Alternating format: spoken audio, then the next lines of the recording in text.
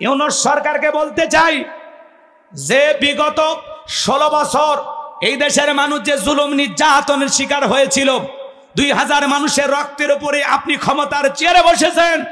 এই রমজান মাস নতুন একটা ইতিহাস যেন আপনার মাধ্যমে তৈরি হয়। বাংলাদেশের রমজান মাসকে কেন্দ্র করে 1 টাকাও যেন জিনিসের দাম না বাড়ে। কথা বলেন ঠিক না? ভেজাল বিরোধী অভিযান শুরু হবে পহেলা রমজান থেকে। সেনাবাহিনীর যিনি প্রধান আছেন তিনি গতকালকে চমৎকার কিছু বক্তব্য দিয়েছেন। ওনার বক্তব্য শুনে আমরা মুগ্ধ হয়েছি। পাশাপাশি উনি অনেকে সমালোচনা করতেছেন যে মাননীয় প্রধান উপদেষ্টা ডক্টর ইউনূস এই কথা বলে তাকে সম্মান দেয়া দরকার ছিল। উনি শুধু ডক্টর ইউনূস বলেছেন। এবং 18 মাসের মধ্যে বাংলাদেশে নির্বাচন হবে। এদেশে চুরি ডাকাতি দিন দিন বাইরে গেছে। ঢাকা মোহাম্মদপুরে বনশ্রীতে বিভিন্ন জায়গায় চুরি ডাকাতি হচ্ছে। আলহামদুলিল্লাহ আজকে একটা চোরকে ধইরা পিটায়া তারা কি করছে জানেন? ফ্লাইওভারে ঝুলে রাখছে। ওর পরনে সুতো যে নিচে যে হাফ প্যান্টটা ওইটা আছে। কথা কন নাকি আপনারা? পিটাইয়া জনগণ সাইজ করছে। কথা কন ঠিক না? এজন্য আমরা প্রশাসনের দিকটাই খেয়াল রাখবো, আইন নিজের হাতে তুলে নেব না। কিন্তু যখন আক্রমণের শিকার হব, আমার পরিবারে চুরি হচ্ছে, দুর্নীতি হচ্ছে, ছিনতাই হচ্ছে, আর আমি চুপ করে বসে থাকবো না। সবাই মিলে প্রতিরোধ করে তুলবো। যেখানে অন্যায় সেখানে প্রতিবাদ করে তুলতে হবে। আপনার চোখের সামনে যদি কেউ এলাকায় চাঁদাবাজি করতে আসে, জনগণ সবাই ঐক্যবদ্ধ হয়ে চাঁদাবাজকে পিটাইয়া পুলিশের হাতে তুলে দেবেন। কথা বলেন ঠিক না? নতুন বাংলাদেশে কোনো চাঁদাবাজি চলবে? কথা বলেন না কেন? বারবার রক্ত দিয়া এর মজা ওরা নেবে, এটা হবে না। স্বাধীনভাবে আমরা বাঁচতে চাই, স্বাধীনভাবে কথা বলতে চাই। বিভিন্ন মাহফিলে ওলামা ইকরামদেরকে বাধা দেওয়া হচ্ছে, এটা খুবই কষ্টদায়ক। মাওলানা হাসান জামিল তাকে বাধা দেওয়া হয়েছে এক জায়গায়, আপনারা জানেন। কওমি অঙ্গনের একজন সুনামধন্য আলেম, তাকে বাধা দেওয়া হয়েছে। আমাদের সিলেটের মাওলানা দেলোয়ার হোসেন ভাইকে বাধা দেওয়া হয়েছে। এভাবে অনেক মাহফিলে ওলামা ইকরামদেরকে বাধা দেওয়া হচ্ছে। কয়েকদিন আগে রংপুরে আমাকে একটি মাহফিলে বাধা দেওয়া হয়েছে। আমাকে বারবার বলা হচ্ছে, হুজুর বিগত সরকার চলে গেছে, এই বিষয়ে কোনো কথা বলবেন না, কোনো কথা বলা যাবে না। এ হয়েছে, সে হয়েছে, এ বলবেন না, ওই বলবেন না, রাজনীতির কোনো কথা বলবেন না। আচ্ছা বলেন তো, আমরা কি এই স্বাধীনতা পেলাম? আমাদের বাক স্বাধীনতা থাকবে না? আলেমেরা বলবে, আরে ভাই বলতে তো দেবেন, সমস্যাটা কোথায়? মানা না মানা সেটা আপনার পরেকার বিষয়। এই জমিনে যদি আল্লাহর আইন চালু হয়, বলেন তো খালি কি মুসলমানেরা শান্তি থাকবে নাকি সকল ধর্মের মানুষেরা শান্তি থাকবে? কথা বলেন না কেন? এখন অমুসলিমেরা পর্যন্ত চায় যে এই দেশে আল্লাহর আইন চালু হোক, কোরআন সুন্নাহর নিয়ম নীতি প্রতিষ্ঠিত হোক। কথা বলে ঠিক কিনা? এই জমিনে আল্লাহর আইন চালু হোক। কারা কারা চান একটু হাত তুলে দেখান তো। লিল্লাহে তাকবীর। জমিন যার আইন চলবে সে আল্লাহর কথা বলেন ঠিক কিনা? ওই দুর্নীতিবাজদেরকে দেখতে চাই না। একটা দেশের প্রধানমন্ত্রীর থেকে শুরু করে এমপি, মন্ত্রী, আমলা কামলা, নায়ক গায়ক সবাই পালিয়ে গেছে, কেউ নাই। কথা কর। আমরা বারবার বললাম ম্যাডাম পদত্যাগ করেন। আল্লাহ বলে কিসের পদত্যাগ? এরা যে অন্যায় অপরাধ করেছে, শুধু পদত্যাগ না, আমি আল্লাহ এদেরকে দেশ ত্যাগ করতে বাধ্য করব। কথা বলেন ঠিক কি না? ইন্না বাতশা রাব্বিকা লাশাদীদ। আল্লাহর পাকড়াও বড় কঠিন। আল্লাহ ধরে ধরে না, যেদিন ধরবে মামু বাড়ি দিল্লি গিয়ে পড়বে। কথা কন ঠিক কি না? আজ কয়েক মাস হয়ে গেল পাগলিটা চলে গেছে। মাঝে মাঝে ফোন দেয়, আমাদের খবর নেই, বলে দেশের কাছে আছি, চট করে ঢুকবো। ঢুকবেনই তো বের হলেন কেন? আর যদি ঢুকতেই মনে চাই, বলার দরকার নাই। যাওয়ার আগে বললে যাননি, আসার আগেও বলার কোনো দরকার নাই। যেদিক দিয়ে মন চায় আপনি এই দেশে আসবেন। কথা বলে না কেন? আসিফ ভুইয়া নাম শোনেননি আপনারা? সে একজন উপদেষ্টা, তরুণ। কয়েকদিন আগে দেখলেন রাতের বেলা ঢাকাতে একটা দুর্ঘটনা ঘটেছে। 200 ভরি স্বর্ণ ব্যবসায়ী নিয়ে যাচ্ছে। সেই ব্যবসায়ীকে 4টি গুলি করে তার বাসার সামনে থেকে দুর্বৃত্তরা এ স্বর্ণ ছিনতাই করে নিয়ে চলে গেছে। কথা বলে না কেন? বিভিন্ন জায়গায় চলন্ত বাস থেমে ডাকাতি চলতেছে। এই দেশে একটি অশান্তি সৃষ্টি করার জন্য, এদেশের মানুষের ভিতরে আতঙ্ক সৃষ্টি করার জন্য এক শ্রেণীর মানুষ পরিকল্পিতভাবে এই কাজগুলো করতেছে। এদেশে আসলে এলে মূলত চোর ডাকাত না, এরা সমাজের টোকাই। ওই যে বড় বড় নেতারা টোকাই পালে না, এখন ফোন দিয়ে বলছে একটু টোকাইবাজি কর, একটু চুরি কর, একটু ডাকাতি কর, একটু ধর্ষণ কর। এগুলো সব হলো ওই সমস্ত দুর্নীতিবাজ নেতাদের চাল। ওরা পরিকল্পিতভাবে বাংলাদেশটাকে অশান্ত করার জন্য এই কাজগুলো করতেছে। কথা বলে ঠিক কি না? এই জন্য এই চোর টোকাই দুর্নীতিবাজ ধর্ষক চাঁদাবাজ এদেরকে ধরার জন্য প্রত্যেকটা পাড়া মহল্লায় এলাকায় জনগণকে সজাগ থাকতে হবে। কথা বলেন। আর যারা পালিয়ে গেছেন হারিয়ে গেছেন দেশ থেকে, আমরা বলতে চাই শোনেন, দেশের মায়া যদি থাকে বিদেশ থেকে ষড়যন্ত্র করবেন না। কথা বলেন। দেশে যদি আপনাদের ফেরার ইচ্ছা থাকে দেশটাকে অশান্তির দিকে ঠেলে দেবেন না। আজ হোক কাল হোক আপনি ওই দেশে আসবেন। আমার ভাইয়েরা, যে কথা বলতে যাচ্ছিলাম বাজান, এই জন্য দুর্নীতিবাজ অসৎ চাঁদাবাজ টেন্ডারবাজ এই সমস্ত মানুষদেরকে সমাজের নেতা বানাবো না। শুধুমাত্র মোষ আর ভুঁড়ি দেখে নেতা বানাইলে হবে না, আদর্শ মানুষদেরকে সমাজের নেতা বানাইতে হবে, যেই নেতা আপনাকে জান্নাতের রাস্তায় পরিচালিত করবে। আপনাকে নামাজের দাওয়াত দেয়, আল্লাহর পথে আহ্বান করে, সিরাতাল মুস্তাকিমের পথে পরিচালিত করে। কথা কয় না কেন? এমন মানুষের সাথে ওটা বাসা করেন। ওই যে উদাহরণ দিয়ে বুঝে দিছি তো নাকি, কেউ যদি সিনেমা দেখে ওর সাথে ওটা বাসা করলে আপনাকে একদিন নিয়ে যায় সিনেমা দেখাবে। কেউ যদি গাঁজা খায় একদিন আপনি যখন ভাই খুব টেনশনে আছি, বলে টানটা মা আমি কি খাই জানি, বইয়ের কথা ভুলে যাব। কথা কয় না কেন? আপনাকে একদিন গাঁজা খাওয়াবে, একদিন ফেন্সিডিল খাওয়াবে, কারণ ওই যে খায়, ওই খাওয়ায় আপনাকে ওই দুষ্ট লোক বানায় দিবে। কথা কি বুঝতে পারতেছেন?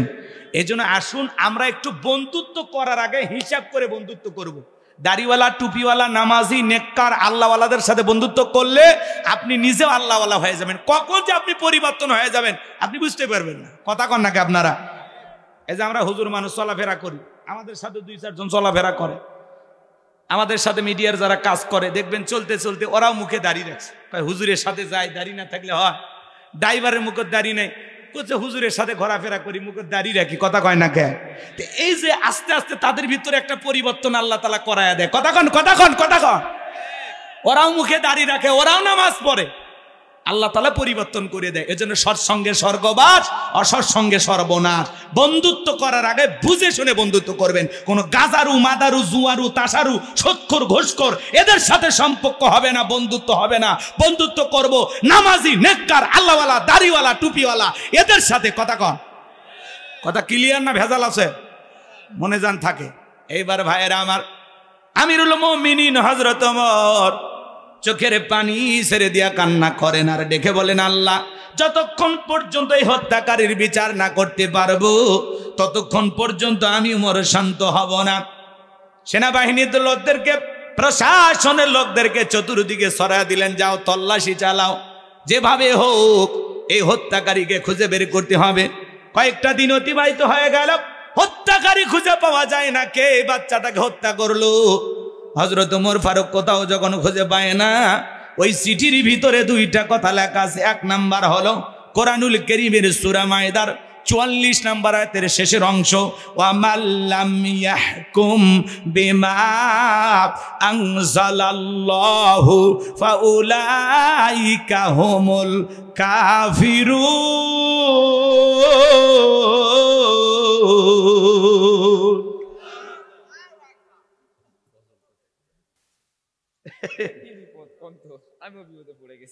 তাই না? সব বিপদ আমার ঘাড়ে চাপছে নাকি? ঠিক আছে, বসেন বসেন, আমরা শেষের দিকে চলে যাবো। এখন টাকা দিলে বলবো না, ছুঁয়ে দেন, ছুঁয়ে দেন, ঠিক আছে, সমস্যা। এদিকে খেয়াল করেন, আল্লাহ রাব্বুল আলামিন জানিয়ে দিলেন, আল্লাহর বিধান মোতাবেক যারা বিচার কার্য ফয়সালা করে না, আল্লাহর কোরআন দিয়ে যারা বিচার কার্য ফয়সালা করে না, এরা হলো কাফের।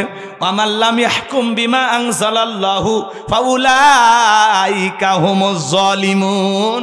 আল্লাহর বিধান দিয়ে যারা বিচার কার্য ফয়সালা করে না, এরা হলো জালেম। ওয়ামাল্লাম ইয়াহকুম বিমা আনজালাল্লাহু ফাউলাইকা হুমুল ফাসিকুন। আল্লাহর কোরআন দিয়া আল্লাহর বিধান মোতাবেক যারা বিচার কার্য পরিচালনা করে না, আল্লাহর আইন দিয়ে যারা বিচার করে না, এরা হলো ফাসিক, এরা হলো পাপাচারী। আল্লাহর কোরআন দিয়ে যারা বিচার করে না, এরা কাফের। এরা কি? এরা কি? কত বড় হুমকি দেওয়া হয়েছে খলিফাকে, যে খলিফা আপনি যদি আল্লাহর কোরআন দিয়ে এই লাশের বিচার না করেন তাহলে আপনি কুফরি করলেন। চিঠির 2 নাম্বার লাইনে লেখা আছে, খলিফা কোথাও যদি আসামি খুঁজে না পান, আপনার বাড়ির দাসীকে জিজ্ঞাসা করবেন, সে হত্যাকাণ্ড সম্পর্কে সামান্য হলে আপনাকে তথ্য দিতে পারবে। হযরত ওমর ফারুক এইবার দাসীকে রিমান্ডে নিলেন। ও দাসী, এই লাশের প্যাকেট সম্পর্কে তুমি কি জানো? কে এই সন্তানটাকে হত্যা করেছে? কেনই বা তাকে 12 টুকরা করা হলো, তুমি কি জানো? দাসী ডেকে বলে, খলিফা আমি তেমন কিছু জানি না। একটা নারী এসেছিল আপনি বাড়ি থেকে যাওয়ার পরে, প্রতিদিনের মতো আমি যখন বাড়ির গেটটা লাগানোর জন্য গেলাম, সেদিন দেখেছিলাম এত সুন্দরী নারী, হুরে মদিনাও বললে ভুল হবে না, এত সুন্দরী মেয়ে আমি কখনো দেখি নাই। মেয়েটা বাড়ির ভিতরে প্রবেশ করে প্যাকেটটা রেখে চলে গেল। আমি মেয়েটার পিছনে ফলো করতে চলে গেলাম, মেয়েটার পিছনে ফলো করতে লাগলাম। মেয়েটার পিছনে হাঁটতে হাঁটতে তাকায় দেখলাম জঙ্গল দেখা যায়। ওই জঙ্গলের ভিতরে ছোট্ট একটা ঝুপড়ি ঘর আছে, ছোট্ট একটা কুটির ঘর আছে। ওই ঘরের ভিতরে মেয়েটা প্রবেশ করলো। আমি এতটুকু তথ্য জানি, বাকিটা আমি জানি না। এখন যদি পুরোটা আপনাকে জানতে হয়, ওই ঝুপড়ি ঘরে বসবাস করা মেয়েটাকে জিজ্ঞাসা করলে সেই মেয়েটাই বলে দিতে পারবে এর হত্যাকারী কে। হযরত ওমর ফারুক দেরি করলেন না, সেনাবাহিনী বাড়ির চতুর্দিকে ঘেরাও করলেন।